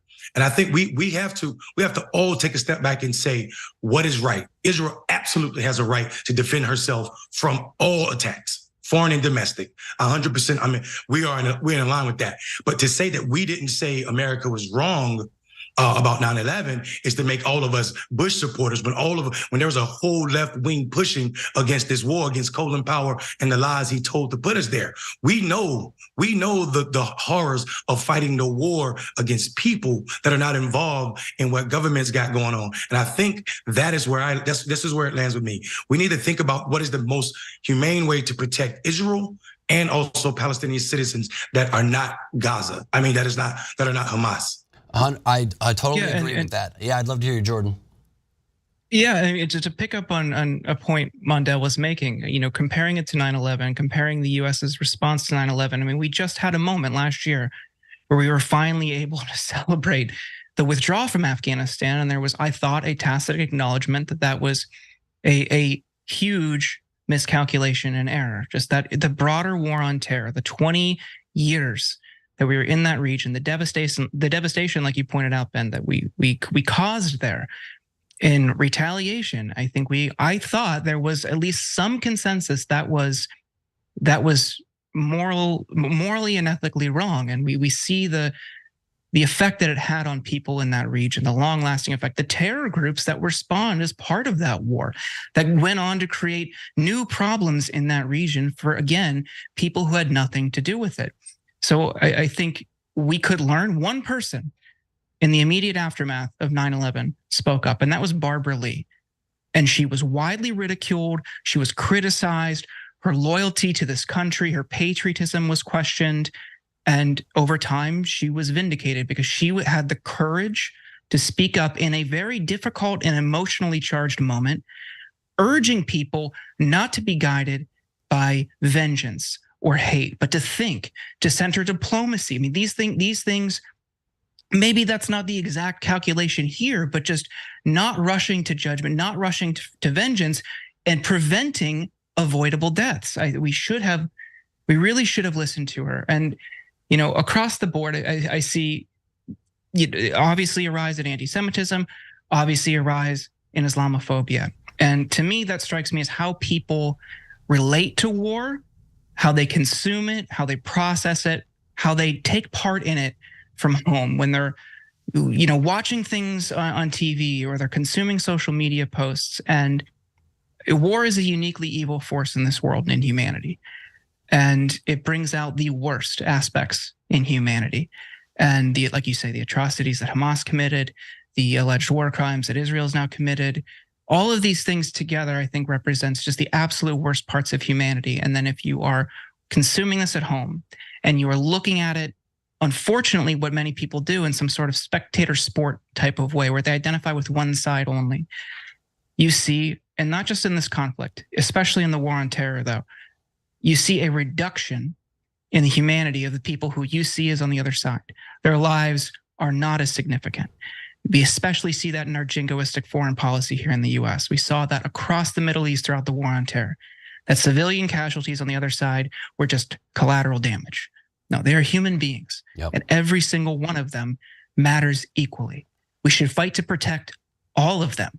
And I think that's the kind of coverage we want to see in our media. And I've seen the same things that Mondale has. We definitely have seen like in the immediate aftermath, it was a rush to support Israel. Yeah, they encountered a horrific attack, and it has not been the same for people, just regular people, women and children in Gaza. And Al Jazeera is like the one outlet that I've turned to just to see latest developments, especially as the U.S., and this is a different factor, but especially as the U.S. has been focused on the replacement for the House Speaker.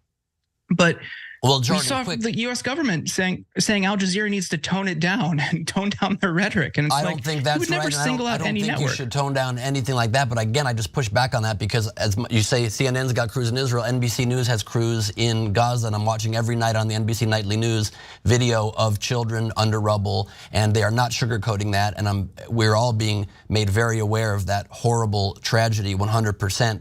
And I agree with what you said, Mondale, too. We need to focus on our common humanity as much as we possibly can, and never forget that Israelis and Palestinians are human beings, and we are all the same in that way. I just don't understand why the world is not then rallying behind the common enemy of the terrorist group Hamas that is keeping the Palestinians hostage, as well as the Israelis under constant fear of death. A couple of quick quotes before we go to break and move on to other stories here. But if you don't know about Hamas very much, if you doubt what Hamas is really about, listen to a former member of Hamas himself, Mossab Hassan Youssef, who just did a fascinating interview with Piers Morgan. We unfortunately are not allowed to use the footage, but his father is a Hamas co-founder, Sheikh Hassan Youssef. He said the following: "What were the intended plans for Hamas?" Piers asked him, and he said, and I quote, when it was developed, what the plan was, since its establishment, Hamas has one goal in mind, which is the annihilation of the state of Israel. He was then imprisoned by the Israelis with other Hamas soldiers, and witnessed Hamas leaders and soldiers brutalizing and torturing their own people for 27 months in Israeli prisons. He then said that that Hamas themselves opened the gate of hell on the Palestinian people, and they are the ones responsible for this. He said that they have been willing to sacrifice so many Palestinian children, the entire Palestinian people, and use them as fuel just to justify their ideological agendas, their religious agendas. These are direct quotes. He said they don't care, quote, for the human life. We have to separate between the Palestinian cause and Hamas cause. Hamas is a sick one. Hamas cause is a sick one, and it's coming from a pit of hell, and they need to be removed from power. This is my message as an ex-Hamas member, as son of one of Hamas founders, that enough of this. If we do not stop them now, the next war is going to be deadlier, and only God knows what will happen next if Hamas is not finished as soon as possible, is what he said. He said that the people had to endure, quote, and to endure violence, many wars for the sake of Hamas's lust for power. Hamas has been trying to destroy Israel for 35 years. if they insist, continuing the quote, if they insist on annihilating Israel, and of course if Iran keeps on insisting on this goal, this means the destruction of the entire region, because the only uncertain outcome of this is that, because Israel is going nowhere. And he said, his own words, many civilians are dying. I understand this. Their blood is on the hands of Hamas and Hamas only.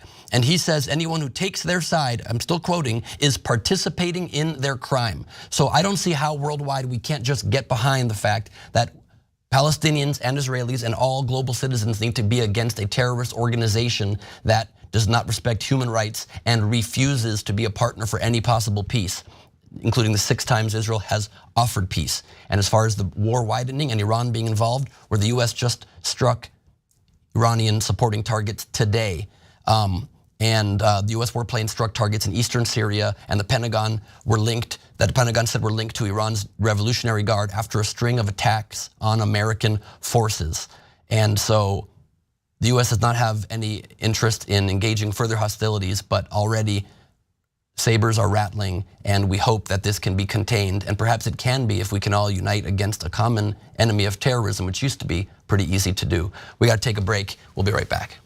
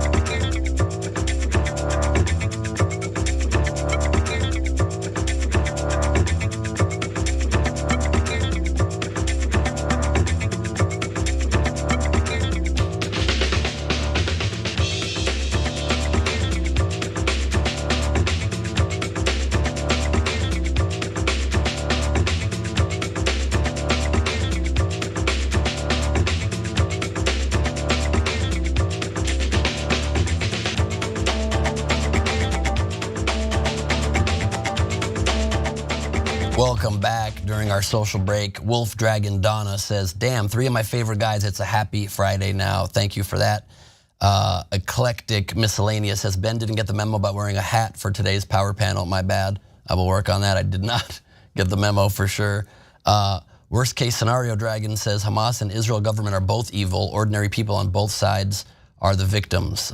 It's hard to argue that the Israeli government is certainly not looking for peace, and it's also true that Netanyahu has funneled money to Hamas for years, trying to avoid a 2-state solution. That's a fact, and we've already said, I think, made pretty clear the terrorist organization that Hamas is as well. And then Zaidi Girl says, Ben, I just don't believe everything coming out of the IDF. They are proven liars. See repeated denials about their proven murder of Palestinian-American journalist Shireen Abu Akleh to begin with.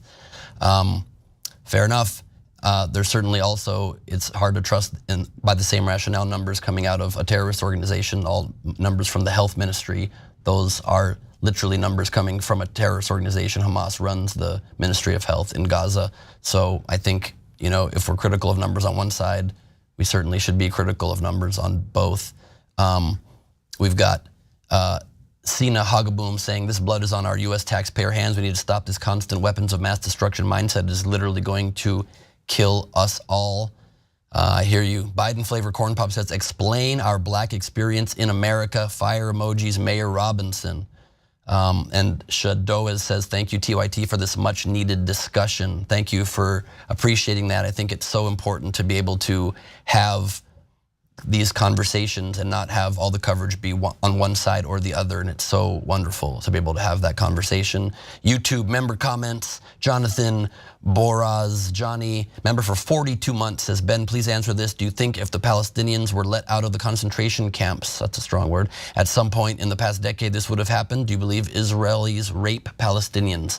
I don't know of cases of that. Please send me evidence. I'm happy to read it. They're not concentration camps is what I would say to that. But as you see, even with a blockade, Hamas brutally murdered so many Israeli citizens. I think that peace can be possible if terrorists are not in charge. That's my thoughts on that. Red the Calico Cat Dragon says, an eye for an eye leaves us all blind. It's beautifully said. Food for thought for sure. And William Zaragoza says, member for 10 months, says, you have Palestinians in Israeli prisons experiencing the same thing, Ben. Israeli government officials have referred to Palestinians as animals. They have done that, and that's horrible. We should embrace our Jewish and Palestinian family. I agree completely. We need to find our common humanity, as Mondale so beautifully put it. We'll be right back in a few seconds with more stories coming your way. Thank you for being with us.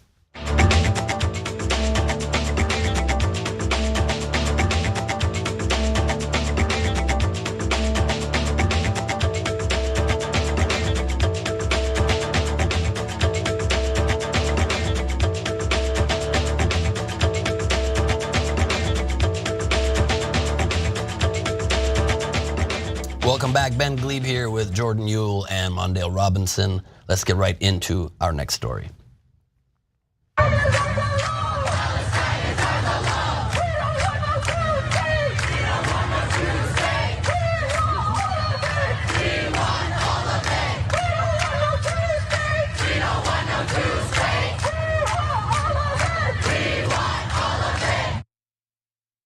Two notes on that video. It says pro-Hamas rally. That was from social media. I don't know that they were there under the banner of a pro-Hamas rally. They were there as a pro-Palestine rally, and you couldn't see with the graphic, but they were chanting, however, we don't want no two states, we want all of it, which of course would mean the eradication of the Jewish state, which brings up our topic for this next question. What constitutes free speech and what constitutes hate speech? Online conservative influencers and pundits attacked former South Carolina governor and current presidential candidate Nikki Haley over her proposal for what they call a crackdown on free speech regarding Israel. Amid the current Israel-Hamas war, the Republican presidential candidate ramped up rhetoric against anti-Semitism by showing her support for the nation of Israel and vowing to protect Jews in the United States. On Wednesday, she fired off a tweet pledging to change the federal definition of anti-Semitism to include denying Israel's right to exist. Here's a quote: "You can't fight anti-Semitism if you can't define it. Joe Biden and the left refused to call anti-Zionism anti-Semitism," she claimed. "As president, I will change the official federal definition of anti-Semitism to include denying Israel's right to exist. And I will pull schools' tax exemption status if they do not combat anti-Semitism in all its forms in accordance with federal law." Haley added, "College campuses are allowed to have free speech, but they are not free to spread hate that supports terrorism. Federal law requires schools to combat anti-Semitism. We will give this law teeth and we will enforce it. The United States of America will not use taxpayer dollars to fund anti-Semitism, period. The October 7 massacre and the ensuing weeks have proven what many of us have long known. There is no difference between anti-Zionism and anti-Semitism." Intercept co-founder Glenn Greenwald and journalist Lee Fang argued Haley's proposal not only infringes upon free speech, especially on college campuses, but broadens the censorship powers of the government. Fang tweeting, "Lol, Nikki Haley is taking Ibram Kendi's ideal to make all racism illegal via a government commission that determines who is racist and who is not, but applying it to criticism of Israel as an ethno-state, which she categorically claims as anti-Semitism." Greenwald tweeting, "Absolutely pathetic that frauds like this one spent years parading as free speech warriors, mocking college students who urge protection from views they find threatening, only to now exploit this war that is not even an American war. Shocked face emoji to seize broad censorship powers." I'm very curious to hear your guys' opinions on this. I am somebody who certainly does not like to censor free speech whenever it is possible, but also I certainly do not think we need to tolerate hate speech as a society. And Zionism is simply Israel's right to exist as a Jewish state, the only on planet Earth. And so to me, that would be anti-Semitic speech and hate speech to say otherwise. But I'm curious, I'd love to go first to Mondale for your thoughts.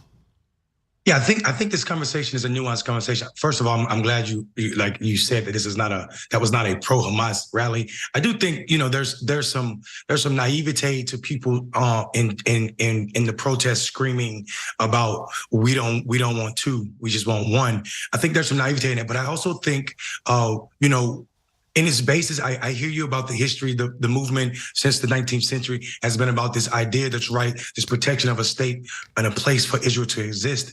I think though, that it's in its origin and its name is not what people are protesting right now. Zionism or Zionist I think what people are saying right now is this idea that Israel has an ungirded right to control all of that space or as much as it needs without considering what's happening on the other side, Palestinian. So I think we have to be able to have this nuanced conversation where we're saying you cannot be against Israeli people having the right to live free, but you also cannot say that that right allows for the eliminating or eradicating of Palestinians and also resources, including land, that is where they stay and exist. So I think that conversation does not exist in people chanting on a college campus about eliminating Israeli people altogether, but it also cannot exist in a space where we say anti-Zionist as we see it in pop culture, or as it's discussed in pop culture, is equated to anti-Semitism. I would say this about Nikki Haley. She is very rich from her, whose family actually was able to exist in America when they first got here, not because of Western culture, but because of Black people. Her father was employed not by a white college, but by HBCU in South Carolina, where most of the enslaved people that came into this country came through the port of Charleston. And yet and still, she still, when she was running for governor, said that she believed the Confederates deserved their own month because Black people had theirs. So for her to sit here and talk about this, and she's not really willing to juggle the fact that Confederates to us, to Black people, are anti-Blackness, and she supports that, says a lot about her, and it makes it seem very political, and it doesn't leave anything for her to stand on other than a cloud at 30,000 feet. I think that does certainly point out the political hypocrisy, but I think you're making the argument that she should not have done, that she should not have supported the Confederacy's right, but that sort of seems to me to be making an argument for what she is now proposing. I would love to hear your thoughts, Jordan. You know, yeah, again, it's a complicated conversation, like Mondale is saying, and I think there are many Jews who would also push back on just the framing of Zionism and people who are anti-Zionist. There are many anti-Zionist Jewish organizations, Jewish Voice for Peace and If Not Now, who I think have been doing tremendous work over the past couple weeks with vigils for victims of Hamas's attack on October 7th, and also people who have been killed in Gaza over the past 3 weeks, centering the humanity in both. And throughout their advocacy and activism have talked about how people have different understandings of both, the term Zionism, what it means to be anti-Zionist, what a peaceful future looks like.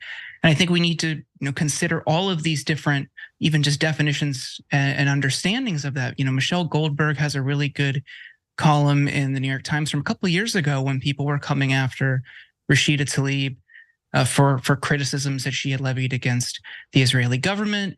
That you've seen this type of stuff weaponized against people like Ilhan Omar, who talked about the power of AIPAC lobbying. And, we can't criticize one of the most influential political organizations in the country without weaponizing these accusations. It's just a very unhealthy situation to be in when you're talking about money and politics. And the last point I want to make is Nikki Haley is not somebody I would ever want to be determining what can and can't be said. I don't want the government in general to be determining what can and can't be said. There are societal punishments for various things. We've seen people lose their jobs. We've seen people be ostracized for being openly racist, being openly anti-Semitic, and it's definitely on the rise. And you would hope that there are societal consequences for them. But I think as we start to get into terms of government definitions of speech, that's when things start to get perilous. It gets very, very tricky. And I also don't feel comfortable with the conservative Supreme Court determining this, especially this current court, determining anything regarding anyone's civil liberties or constitutional rights. That's an incredibly tightrope to walk. I hear you on that point. For sure, and you definitely have to question the motives of the people that are arguing for these things. I guess just as a Jewish person, as an Israeli American, I just am really having a hard time when I'm very clearly feeling people getting in my DMs saying, sounds like you're a Zionist. And clearly that being a veil for them not being comfortable yet saying, Oh, you're a Jew? Is that what it is? And not to mention the emails I'm getting in my inbox simply for saying that Israel has a right to defend itself, let alone exist. And people saying, oh, I hope your family is killed and raped and you get cancer and die. And at the very least, and saying I have no humanity when I repeatedly speak about the humanity that I care for on both sides and decry Palestinian death, but also decry Jewish death, and people don't see it that way.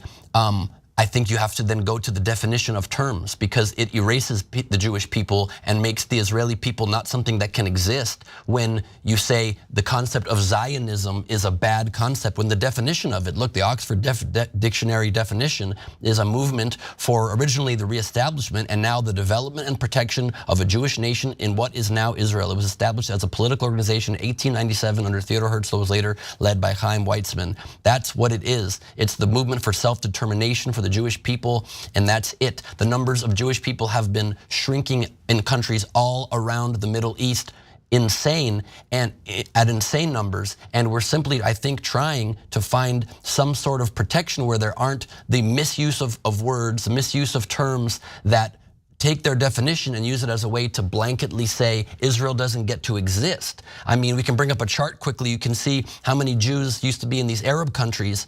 In 1948, look at the numbers, 140,000 in Algeria, 265,000 in Morocco, Iraq, 135,000, total of 851,000. Now, 2018, less than 50 Jews in Algeria, less than 2,150 in Morocco, in Iraq, less than 10, a total of 3,300 Jews, yet people are throwing around absurd terms towards the Israeli state of genocide against people who against an terrorist organization that attacked them, while still doing their best to warn in advance and say to the citizens that please try to escape this, please try to flee. We need to take out terrorists and we don't want to kill innocent people. And I just see these terms being weaponized, and that also is a problem that we have to stop. We're out of time on this story. We're gonna take a break. We'll be right back.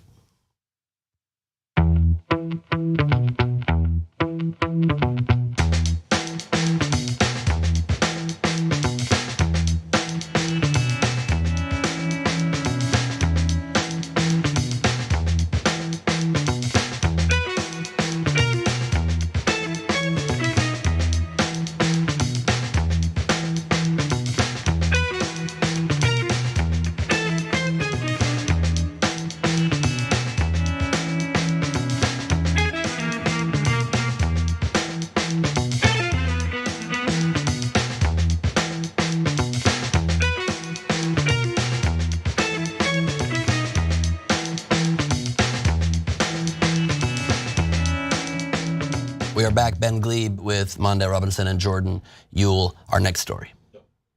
Oh, sorry, my mistake, you guys. Very intense day, we're on member break. So hi, can be a little more chill during the member break. Apologies for that. We're about to start another story there, and it's not the right time for that. But hello, and great to be with all of you. Woo! I got a comment here, tyt.com member comments. Cherche de la Gnosis, Plastic Brick Dragon, saying, I would like to also say that I do appreciate Ben sharing his perspective in the face of pushback by TYT audience, including myself. Thank you so much for being willing to hear other perspectives. If we don't have the ability to hear that, what is the point of anything? We can just live in our echo chambers and never change our minds, never find peace, never move towards each other. So I am having active multiple conversations with Palestinians in my DMs, with Palestinian buddies, with Arab people from around the world that are messaging me, many conversations ongoing, and it's really opening my eyes to a lot of terrible things too, and we have to remain open, otherwise what is the damn point? Adrian says, I think we all need to listen to each other. Emotions do come up. People have different backgrounds and experiences. Even if you walk in someone else's shoes, you have to remember you have different feet. Speak for yourself. I have the same exact feet as most people. Kidding. It's a very stupid joke I just made. What else we got here? We've got a Twitch hyper chat comment for $1.40 saying, from YTP_renewed, add free speech to what the GOP has switched sides on. Fair enough, very fair. New YouTube members, we've got new members, Jim Talib and Stacy Watson. Thank you so much for your membership. And James Cruiser, the Fuzzy Dragon member for 29 months, said, end the occupation, end the apartheid, free us from all these religious zealots. In fairness, the occupation in Gaza ended in 2005. There's still a blockade. The facts do matter here. There's still an occupation in the West Bank, though, for sure, and the definition of apartheid is very debatable. I don't think it is apartheid, many do, but agreed that we need to free ourselves from religious zealots on both sides, both in the Israeli government and on the side of the Palestinian leadership as well. Killjoy 100 member for 5 months. We're just chimps with guns. That too often is very true. Mad Energy member for 11 months says Hamas needs to be stopped, but are saying that disagreeing with Israel in this land dispute is anti-Semitic. I think you meant, are you saying that disagreeing with Israel in this land dispute is anti-Semitic?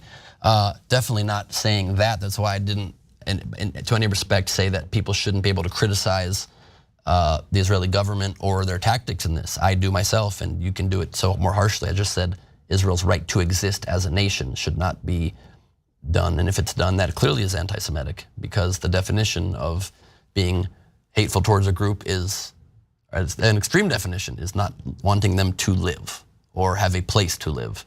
And so you need to respect the common humanity on both sides. And if we can do that, I think we have some shot in the future at peace. I hope we can get there. We're not there now. These are very tough times. So take a moment for yourself, breathe deep if you can. This is advice I'm giving to myself as well. We'll be right back.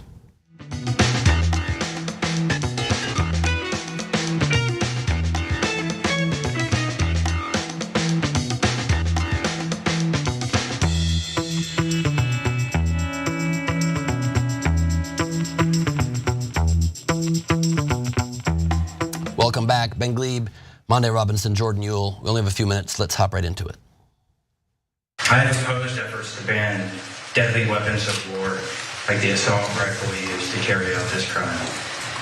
The time has now come for me to take responsibility for this failure, which is why I now call on the United States Congress to ban assault rifles like the one used by the sick perpetrator of this mass killing in my hometown of Lewiston, Maine. There it is. Maine Democrat Jared Golden is changing his tune on assault weapon bans following the deadly mass shooting that left 18 dead in his home state over the weekend. The assault rifle style weapon the suspect Robert Card is alleged to have used was purchased legally this year. Maine does not require background checks on all gun sales, and it does not have a red flag law, which typically allows a judge to temporarily remove a person's access to guns. According to Everytown for gun safety, they do have a yellow flag law, which is a weaker version. The weapon used in the shootings was a semi-automatic rifle with an extended magazine and scope. Golden has been a rare Democrat gun rights activist have gotten behind for his lax stances on gun control. This was reported back in 2022, praising U.S. Rep. Jared Golden for his support for gun rights. The Sportsmen's Alliance of Maine gave the two-term Democrat an A+ rating, a touch higher than the grade awarded to his Republican challenger. Last year, House Democrats narrowly passed an assault weapons ban for the first time in roughly 30 years. Golden was one of 5 House Democrats who voted against the ban. Of course, it was never brought to a vote in the Senate. He also voted against a House-passed bill that would have raised the age limit for purchasing a semi-automatic rifle and banned the sale of high-capacity magazines. But during this press conference, he said he has changed his mind and asked for forgiveness for his past stances. It's amazing they only change their mind when it comes to their specific town. No one has humanity unless it hits your immediate area. Then all of a sudden, you're really aware of how bad being killed by random gun violence is. Let's go to Jordan for some thoughts. I think it's surprising that someone would change their tune like this. And it's good. We should create space when people do this, evolve if you want. But like you're saying, Ben, totally agree. It's when it hits close to their community. We saw that with marriage equality. Well, notably, Rob Portman, once one of his members, a member of his family, holy moly, it's Friday, came out. Then all of a sudden he was okay with marriage equality. I would hope that's not what it takes to get sensible gun reform in this country, because that would mean a lot of dead and injured people. But unfortunately, that seems to be what finally changes people's mind. Yeah, that is so sad. But at least we will take a changed mind towards humanity and saving lives. Mondale. Yeah, I mean, and it's hard for me to, take this as a changed mind. This is, it can't happen to my people. I don't care if it happened to your people. Maine's not that far from Connecticut. Why weren't you on board when all those kids got killed in Connecticut? I think it is absolutely horrible when I see people get to wear. Sometimes I feel like in these moments that Democrats shouldn't be a big tent party. If you're not for abortion, if you're not for a woman's right to choose, if you're not for banning assault rifles, you should not be able to wear the label. If you show up in the world like Golden, if you show up in the world like Cinema, if you show up in the world like, I won't even say his name, West Virginia I'm senator from West Virginia, you shouldn't even be able to consider yourself a Democrat, period. This is too big of an issue. There's too much gun death in this country. And for people that say it's not the gun, it's people until it hits them personally, that ish is not real. I don't believe anything he says. And it's almost like he stabbed us and now he pulled a knife out and we're giving him credit for it. I don't think so. Beautifully said. We'll leave it right there. Thank you for joining us for today's episode. Stick around for the bonus episode. We have artists getting screwed per usual, and Hassan Minhaj responds to the lying accusations. Stick around. We'll see you soon.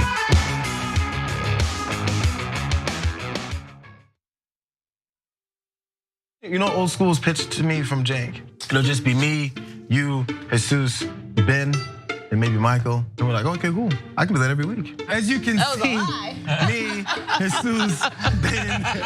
When you make the order, it says, don't exceed $20.01. So I'll just order literally anything to get it as close to that as I possibly can. I'm sorry that I ordered